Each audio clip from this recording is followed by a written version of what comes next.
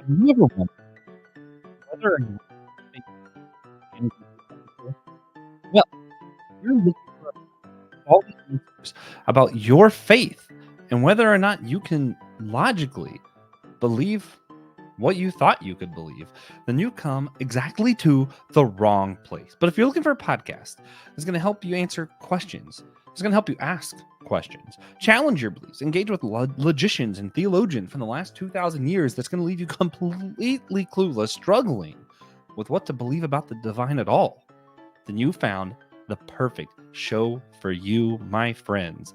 This is a show designed to give you more questions than answers. I am Joshua Noel, and I'm just a dummy who loves God and theology and logic, and hopes to show my love for God by studying and thinking deeply about topics that people smarter than me have been thinking about for thousands of years now. Man, this is going to be fun. We've been going through logical fallacies. Today, we're going to be talking about the bandwagon fallacy. But first, I'm going to pause for a second because some people are like, wait a minute, you're throwing all these things, and a lot of these things aren't similar. They're not the same. Saying this isn't the same as that. When you think of logic, I want you to try to think of like math. Logic is just math. So we're not saying that we can prove God with math, with science, or with logic, anything like that. What we are saying is that our beliefs in God shouldn't be illogical or unreasonable. So what I want you to do, think of math. So if I say that one apple plus one apple equals two apples, I know that to be true. And if I tell you I know that to be true because once I had an orange and I put it with another orange and there was two oranges, you can't say I'm wrong because that's comparing apples to oranges, because I literally am, because the equation's the same. 1 plus 1 equals 2. Does not matter what the one thing is. Doesn't matter if it's one apple plus one apple or one orange plus one orange. Still going to equal 2 of whatever we're adding one up together. Same thing with logic. So when we're talking about logical fallacies, I might be comparing things that seem wildly different, but the equation itself should be the same. So the ability to use logic, the ability to think about these things reasonably should be the same one way or the other. So with that, I hope that example kind of helps. Remember, I'm a dummy, so I don't always explain things the best, and I'm just out here trying. So today's fallacy I mentioned is going to be the bandwagon fallacy. So I'm going to and another name for this type of fallacy is the argumentum ad populum, but that's Latin. We're dummies here. We don't do Latin. So we're going to stick with the bandwagon fallacy. The way I'm defining that today, and the way I think it was more typically defined, is an argument that relies on the popularity of a belief or stance. It's fallible because people could be wrong about the same thing. And they could be wrong because they assumed something was true just because everyone else did. So I can't say, oh, well, everyone thinks that the sky is orange. Because if I'm saying that because everyone thinks that, and everyone thinks that because everybody else thinks that, you see, it's like it's a cycle. It's self perpetuating, which is what makes this one of the most dangerous fallacies because of how it is self perpetuating. I could get three people to all say the sky is orange, and someone else says, well, they all think sky orange, so it must be orange. And the more people that say it, the more people are likely to go, oh, well, everyone thinks the sky is orange, so it must be orange, when it's just not. So the more people who fall for this fallacy, the more bad reasoning can grow. So people who start something like this, it actually can grow and grow and grow until a lot of people are fooled into thinking something that's simply untrue. So that's some of the dangers when we're talking about this fallacy specifically. We are going to be going over a few examples of this fallacy. As always, I like to start with some more just on the floor, regular things that you might encounter in your life kind of fallacies. You'd be, oh, okay, so that's what we're talking about. Um, and also because it's still important to challenge these things. For example, a very popular use of this fallacy, people will say Apple products are the best, iPhones are the best because that's everyone has them. Everyone has them because they're the best. Everyone has them because they think they're the best, and the reason they think they're the best is because everyone has them. You see how that's like circular, and it doesn't necessarily mean anything. You know, everybody could be wrong. There could be some other phone that no one's heard of that's even better. Um, the Earth is flat. That's a great one. For a long time, everyone thought the Earth was flat. Everyone made fun of certain people for trying to prove otherwise, and then everyone was wrong. And you even had people doing that whole, oh, you're on the wrong side of history. Oh, you don't know what you're doing, man. You're just stupid. You're foolish. And he's like, no, pretty sure the Earth's not flat. And he went and he proved it. So the Earth is flat. That's one. Everyone believed that for a long time. And the reason everyone believes because everybody else believed it until someone was willing to challenge it. If your parents ever said, well, if everybody else jumped off a cliff, would you? That is the parents' version of saying, "Hey, bandwagon is bad." But they seem to a lot of times we seem to forget that as we become adults.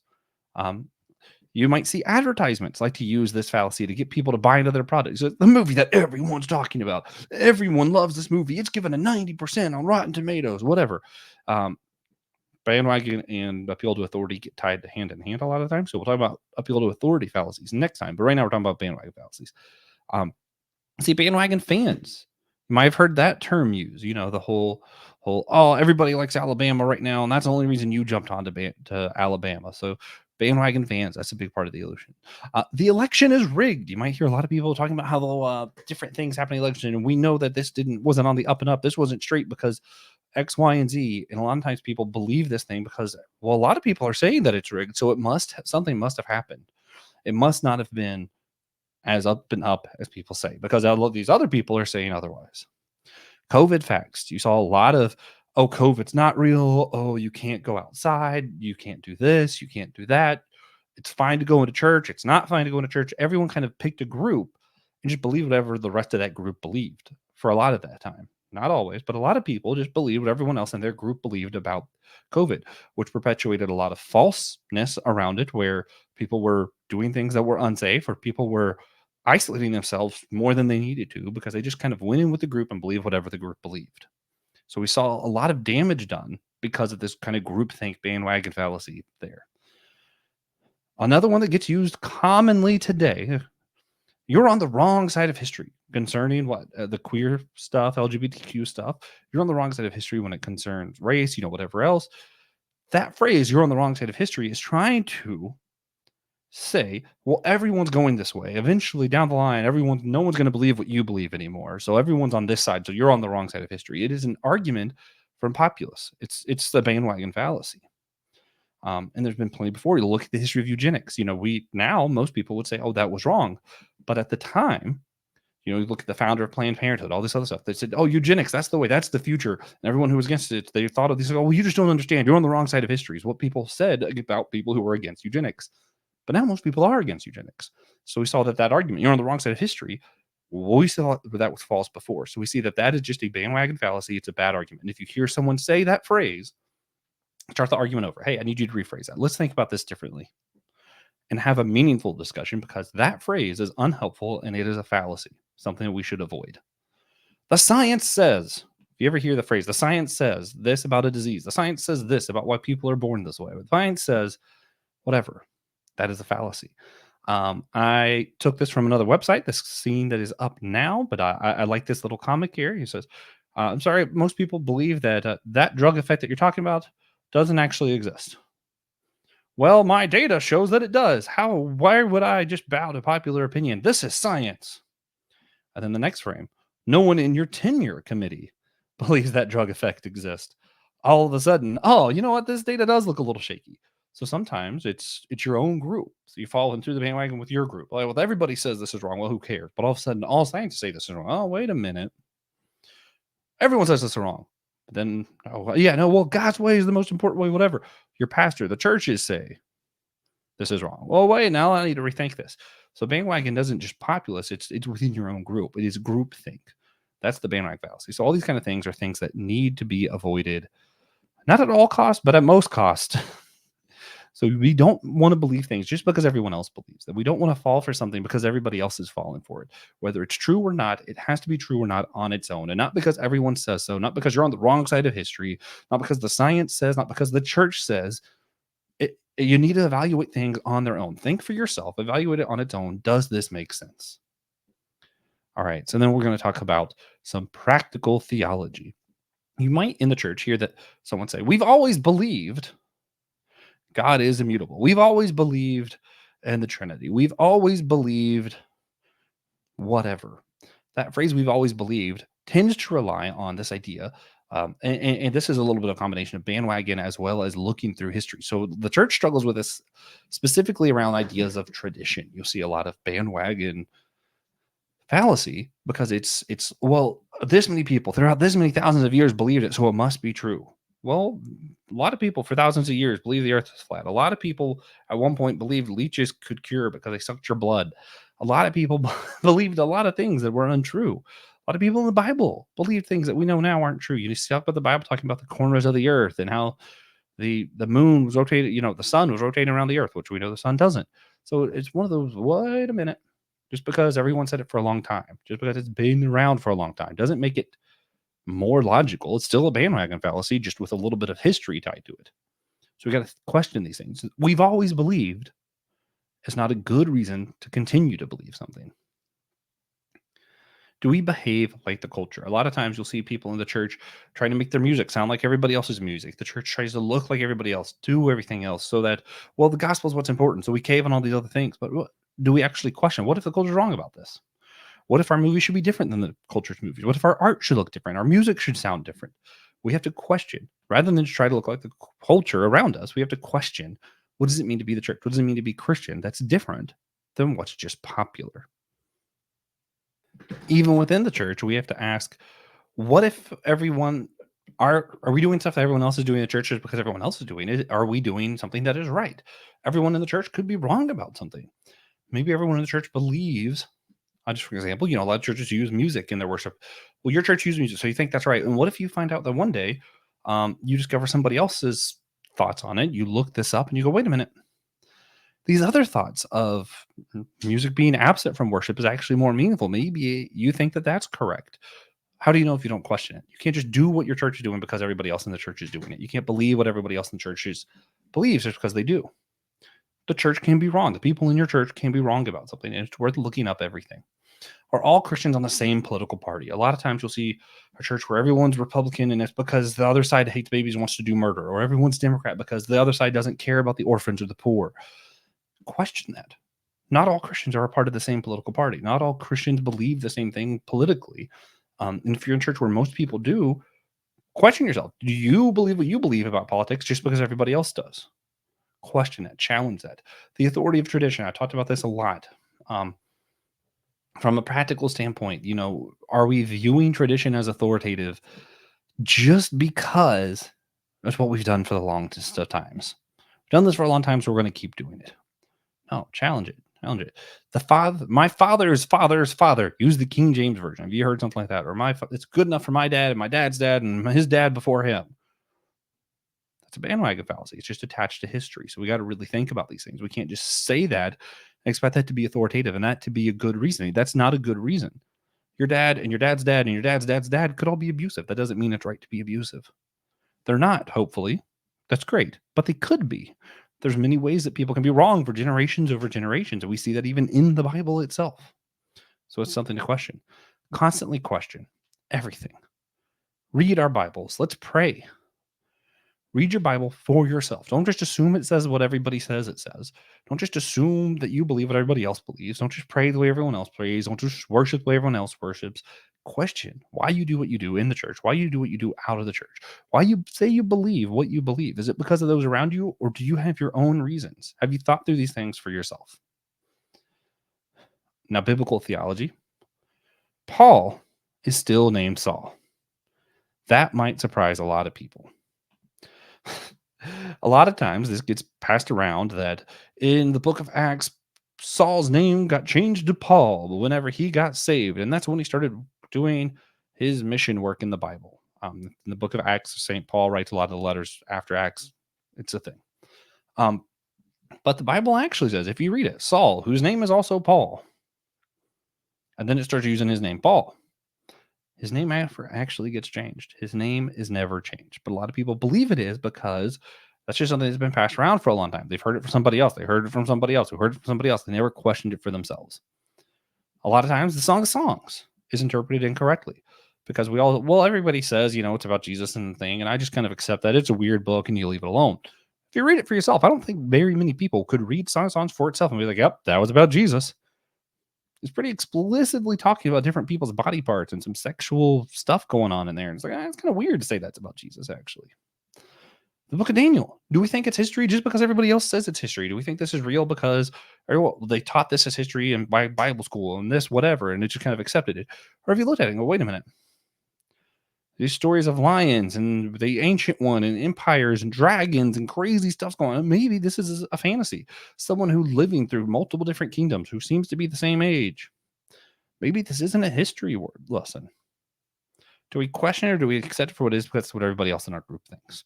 Do we question Genesis 1 and 2? A lot of times we just think the Bible's literal because that's what we were told and it's what everybody else around us believes. But a lot of times, if you read Genesis 1 and then Genesis 2, you say, wait a minute, things are happening in a different order. They're telling the same story twice. Why would they be doing this? If it was meant to be literal history, that should be confusing. But a lot of times we just accept it because that's what everybody else believes. Christian Ashley's really upset at me for saying those. But I think those are some important questions to ask when we're thinking about bandwagon theology. If you have good reasons on your own to think that Daniel's history, to think that Genesis 1 and 2 are the same story, then believe it. If you don't, if you're just believing it because everybody else does, I think it's something you need to challenge because it doesn't seem on its own, in my opinion, to hold up. So getting outside of some biblical theology, let's go into systematic theology. I'm going to start with atonement models. So for those who don't know, there's a lot of different models of atonement that people have believed throughout history. Just to name a few, we're going to talk about Christus Victor. That's one where it's this idea that Christ, when he died, went down, he beat up hell in the grave, and he arose victorious. And upon arising from the grave, that's when we're saved. We're saved at the moment of resurrection because that is when Christ was victorious over hell in the grave. And that's what people thought salvation is. A lot of people do this kind of a ransom theory where, okay, well, we sin, so we are owned by hell, but God paid the price. And since he paid that price at death, we are then able to be ransomed so that God can now have us back. The most popular one currently is the, I'm going to mess up the name. It's like the substitution theory. Sorry, the penal substitutionary theory. And that's where we were going to go to hell. We were going to do these things, but Christ took our place and he paid the price by going to hell. So once he made it to hell, he made it down there, he paid the price for us, and then he was able to rise. So you see, it was at death. Was it the moment he went into hell? Was it the moment that he arose? When are we saved? What exactly is salvation? Is it about Christ being victorious? Is it about him paying a ransom for us? Is it about him taking our place? What is salvation? The reason I'm putting this in with bandwagon theory is because a lot of times, if you look throughout history, it's whatever the culture is more inclined to at the day is what the most popular atonement theory will be. So at one point where everything was won through battle and everything was all about war and conquering other nations, the Christus Victor model was very popular. Was this belief that God just came up and beat up the bad guys? But as we went on and we went to, ransom was kind of a more popular thing, that people were owed a price to go to jail and you were able to pay your way out. That became a more popular theory of atonement. More recently is when penal substitutionary atonement became popular. This idea that God is taking our place. And it's kind of honor shame culture that we were shamed, but he's going to take our place so that we can be honored again with God. Whatever seems to make them, and I might be butchering why some of the reasoning is behind it, but a lot of the times the reasoning seems to match how people think in that time. And I think it's very telling that our atonement, how we think Jesus saves, reflects how we think the world works. That means a lot of the times what we're really doing is kind of bandwagoning our beliefs of atonement in with how our culture thinks, how our culture behaves, rather than thinking for ourselves, what does it mean that Christ died and rose again for us? When did we become saved? In my opinion, it probably happened the moment that Christ took on skin. He became that perfect example of love that then entered the world and spread throughout all humanity. There's a name for that atonement theory too, but my brain's blinking. I am a dummy. You're going to have to forgive me. There's a bunch of different models, and we have to question why we believe we do. Is it because everybody else does? Is it because that's what's common at the time? Outside of atonement theory, I also think our reaction to the deconstruction movement within Christianity also is around this. What deconstruction is, by its very nature, is the systematic questioning of bandwagon fallacy in the church. It is questioning, wait a minute, what if what I've been taught, what if what everybody else believes in the church is wrong? It's that systematic questioning of, wait a minute, why do I believe in the Trinity? Why do I believe in creation? Why do I not believe in evolution? Why do I think that this God is a better answer than some other God? Why do I think that salvation actually means something? Why do I think that violence isn't the way? Why do I think, all these kind of things about Jesus saving? If there is a God at all, why do I want to be a part of the church? Deconstruction is systematically questioning all these things so that you're coming up with your own theories, your own answers to things. It is breaking away from that group thing to think for yourself about the faith. And sometimes it means you're going to come back maybe to very similar beliefs that you started with, but with your own reasoning and not just because everybody else believes it. Sometimes it might mean you leave the faith altogether because you realize you yourself don't have any good reasons to hold on to it. Maybe sometimes it means you completely redevelop. What do you think about salvation? Which is partially what I did. What do you think of the Bible? What do you think of this thing? What does the Bible even make sense the way it is? Um, do I believe the Trinity? You might rethink all of those basic doctrines and still be a Christian. But I still stand behind deconstruction, whether it leaves you leaving the faith, going back to where you started, completely new ideas still within the faith. Part of why I am such a champion of deconstruction is because it is questioning that groupthink. It is breaking down the bandwagon fallacy within the church. So, another podcast I do, the Whole Church podcast. Soon we're going to have an episode after deconstruction with Trip Fuller and Thomas Ord, who wrote the book After Deconstruction. I think that's very important for everybody to check out. So just be following the Whole Church podcast for more of that.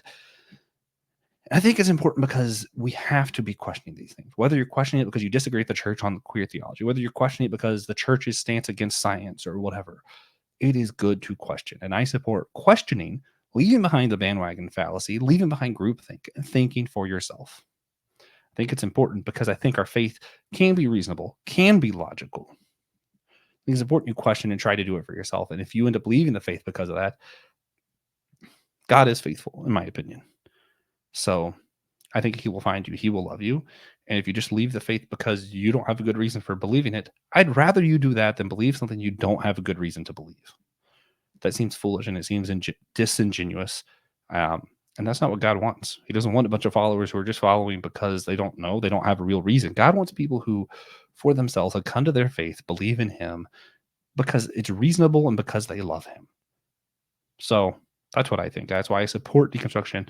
So how do we change the way that we react to people after deconstruction? I think is a good question. Is we might be challenged because, I don't like that they left the church. I don't like these new thoughts that came up. I disagree with them about that. Great. Have open-ended conversations with them. Challenge them. Talk to people. But don't treat people who are going through deconstruction like they're bad and they just hate everybody. Now, it's not because they hate you. It's because they want to think for themselves. So engage honestly and genuinely with people who have these questions. Finally, I want to go into some historical theology here. We're going to be talking about the Council of Trent. Yes, that's a Catholic council, but that's still part of the church. Here we go. For those who don't know, the Council of Trent was the Catholic Church's response to the Protestant movement, specifically to some of the popularity that happened with the Protestant movement. So Protestant reform happens, the rebellion, whatever, people are leaving the Catholic Church because they're like, wait a minute, what if I do think salvation comes through faith? What if I do think that it's grace alone, sola scriptura, all these things? What if I believe in these ideas and not with Catholic beliefs? So people are deconstructing their Catholic views, coming to new thoughts, and that's gaining popularity. And the church responds to that popularity by tweaking some of their own theology, but also combating some. And I don't quite know what to think about it. I've read through some of the documents on this a few different times. Some of it thinks really good. Some of the response of how they need to be more loving, how they're going to reform their views on faith in the church, even how they're going to stand their ground on some stuff, how the tradition is important, how it isn't sola scriptura. They don't believe in that. I think it's good where they stood their ground. Some of the stuff they changed, I really like, but I do worry in any kind of formed belief or structured response where the church is going to systematically change or develop new beliefs based on the popularity of other beliefs, because there's a danger there of bandwagon fallacy. I don't see any specific examples in the Council of Trent. It's just something that I point to that's like, oh, wait a minute, populist thought is what caused this council to happen. And that's something that we should be really weary of, which means that we should be very careful when we evaluate whether or not it's true. If we're going to go against it or we're going to agree with it, we should read it for what it is and really evaluate it with in the back of our mind thinking a lot of this was a response to popular thinking, bandwagon fallacy kind of stuff. So we want to make sure that we avoid those fallacies in our own thinking, think for ourselves, and embrace God. One last one for thinking about the history of the church. I don't know how to word this. I have a friend, Tom Ord, who believes very different things about God than I do, who's going to make similar arguments to the one I'm going to criticize here. So I love Thomas Ord, but I apologize to anyone who thinks I'm picking on him. I'm not. He's great, but I still think I need to challenge a certain type of argument that I hear a lot throughout the history of the church, where someone will say a good and loving God wouldn't punish people to hell, wouldn't let people go scot-free, wouldn't whatever. A good and loving God wouldn't insert here Those arguments are often rely on popular thinking. It's that popular thinking. What do we think love is? We think love is accepting of people for who they are. We think love is punishing those for doing wrong against us.